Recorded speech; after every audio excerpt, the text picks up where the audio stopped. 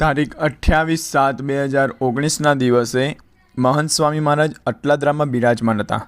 સ્વામીશ્રી જૂના સભા મંડપને અડીને આવેલા જૂની ભોજનશાળાના દરવાજાને અડીને અંદરના ભાગે ઊભા રહ્યા.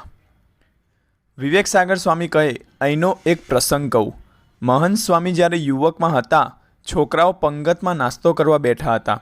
કાગળમાં નાસ્તો અને પ્લાસ્ટિકના ગ્લાસમાં ચા આપવાની. સ્વામીશ્રી કમંડળ લઈને ચા પીરસતા હતા. અડધી પંગતે પહોંચ્યા ત્યાં કમંડળની ચા પૂરી થઈ ગઈ એટલે ફરી લેવા ગયા, પણ પાછા આવ્યા ત્યારે અડધા જે બાકી હતા તેમને મૂકીને સામેની પંગતમાં પીરસવા ગયા.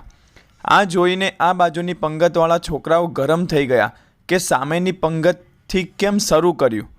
એમાં મારેઠા મકરપુરાની બાજુનું ગામ છે, ત્યાંનો એક છોકરો ગરમ થઈને એકદમ ઊભો થઈ ગયો અને સ્વામીશ્રીના હાથમાંનું કમંડળ લઈને ગરમ ગરમ ચા સીધી તેમના પગ પર ઢોળી. સાંભળનાર સૌના મુખમાંથી સિસકારો નીકળી ગયો.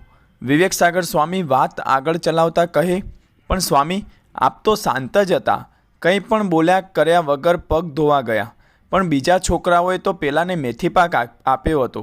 સ્વામીશ્રી કહે, 2-3 મોટા ફોલ્લા પડી ગયા હતા.